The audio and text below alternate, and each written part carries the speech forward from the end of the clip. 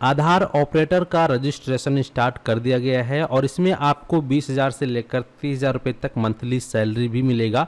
इसमें आपको अपना रजिस्ट्रेशन कैसे करना है, काम कैसे करना है, कौन कौन सी डॉक्यूमेंट आपको देना होगा, किस प्रकार से फॉर्म को फिल करना है, पूरा प्रोसेस आज की इस वीडियो में आपको हम लाइव दिखाएंगे। तो आधार ऑपरेटर में रजिस्ट्रेशन कैसे करना है। आधार ऑपरेटर में रजिस्ट्रेशन करने के लिए आप सभी को सबसे पहले cscspb.in पे चले आना है। तो यहाँ पर आने के बाद इस प्रकार से आपके सामने पेज ओपन होके आ जाएगा। यहाँ आपको ऑप्शन दिखाई देगा करियर्स। करियर्स में ही आप आएंगे, आपको ऑप्शन देखने को मिलेगा CSC करियर्स। इस पर आपको क्लिक करना है। क्लिक करने के बाद जॉब ओपनिंग देखने को मिलेगा। नीचे आएंगे तो यहाँ पर इस प्रकार से डिस्ट्रिक्ट कोऑर्डिनेटर और यहाँ पर आर्क्स ऑपरेटर्स लिखा होगा। तो आपको आर्क्स ऑपरेटर व्यू जॉब्स पे क्लिक कर देना है। जैसे ही इस पे क्लिक करेंगे तो आप सभी के सामने देखेंगे इस प्रकार से लिखा हुआ आ चुका है आधार सुपरवाइजर और ऑपरेटर जॉब ओपनिंग। यहाँ पर इसका जो लास्ट डेट है वो 4 अक्टूबर रखा गया है। अभी आपके पास काफ़ी अच्छा समय है। आप लोग आधार सुपरवाइजर या ऑपरेटर के लिए ऑनलाइन आवेदन कैसे करेंगे, यहाँ पर अप्लाई का ऑप्शन दिया गया है। तो वीडियो में आगे बढ़ने से पहले आपसे एक छोटी सी रिक्वेस्ट है, अगर आप चैनल पर पहली बार आए हैं तो जल्दी से चैनल को सब्सक्राइब कर लीजिए, साथ ही साथ नोटिफिकेशन बेल आइकन को ऑल पे क्लिक करके ऑन कर लीजिए ताकि आप इसी प्रकार का इन्फॉर्मेटिव वीडियो देख पाएँ। तो चलिए फिर शुरू करते हैं। तो यहाँ पर आपको आधार ऑपरेटर का रजिस्ट्रेशन करने के लिए साइट पर आना होगा। आने के बाद नीचे आएंगे, यहाँ पर देखेंगे भारत के सभी राज्य के लोग यहाँ पर आवेदन कर सकते हैं। हालांकि हर एक डिस्ट्रिक्ट में सिर्फ एक ही वैकेंसी यहाँ पर उपलब्ध होती है। तो यहाँ पर आपका जो भी स्टेट है, स्टेट के ठीक सामने यहाँ पर आपको अप्लाई का एक ऑप्शन दिखाई देगा। अपना स्टेट का नाम देखेंगे, इसके सामने अप्लाई नाउ पे क्लिक करेंगे। अप्लाई नाउ पे क्लिक करने के बाद आपके सामने नेक्स्ट पेज ओपन हो जाएगा इस प्रकार से, जहां पर इसके बारे में पूरी डिटेल दी गई है और कौन कौन से डिस्ट्रिक्ट में यहां पर ये जॉब वैकेंसी खाली है। जैसे कि यहां पर उत्तर प्रदेश स्टेट में इन डिस्ट्रिक्ट में यहां पर वैकेंसी खाली है, तो यहां पर आपको डिस्ट्रिक्ट का नाम देखने को मिल रहा है। अब इनमें से जिस भी डिस्ट्रिक्ट के आप निवासी हैं या आपके अगल बगल का डिस्ट्रिक्ट है तो आप इसमें आवेदन कर सकते हैं।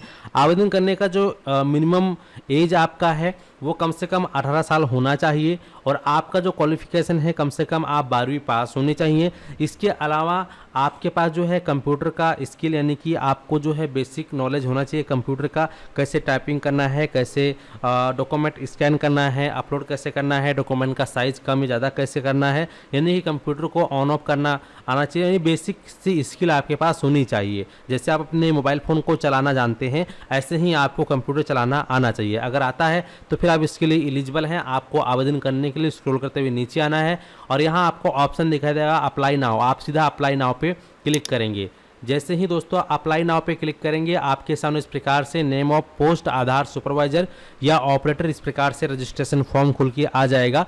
तो यहाँ पर आपको आवेदन करने के लिए जैसा आपका नाम है वैसा नेम डालेंगे, अपना मोबाइल नंबर यहाँ डालेंगे, अपना ईमेल आईडी यहाँ डालेंगे, अपना पैन कार्ड नंबर आप यहाँ डालेंगे, जो भी आपका डेट ऑफ बर्थ है यहाँ से कैलेंडर के माध्यम से चूज कर लेंगे। इसके बाद आप कौन से स्टेट के लिए अप्लाई कर रहे हैं, यानी कि कौन से स्टेट में आपको यह काम करना है। तो जिस स्टेट को अभी आपने देखा है, जिस स्टेट में आपको काम करना है वह स्टेट आपको सेलेक्ट कर लेना है। कौन से डिस्ट्रिक्ट में आपको काम करना है, तो जो डिस्ट्रिक्ट में अभी अवेलेबल था वही डिस्ट्रिक्ट आपको यहाँ पर सेलेक्ट कर लेना है। तो जो डिस्ट्रिक्ट था उस डिस्ट्रिक्ट को आप यहाँ पर सेलेक्ट करेंगे। फिर यहाँ पे आपकी जो भी हाईएस्ट क्वालिफिकेशन है तो यहाँ पर देखिए ग्रेजुएशन और पोस्ट ग्रेजुएशन बता रहा है, जबकि वहाँ पे 12वीं पास को भी ले रखा है। तो ऐसे में अगर आपने सिर्फ 12वीं पास कर रखा है, ग्रेजुएशन नहीं किया है, तो आप ग्रेजुएशन को सेलेक्ट करेंगे, कोई प्रॉब्लम नहीं है। इसके बाद यहाँ पर टोटल एक्सपीरियंस पूछ रहा है, तो अगर आपको पहले कुछ काम करने का तजुर्बा या एक्सपीरियंस या नॉलेज है जितने सालों का वो आप यहाँ डाल देंगे।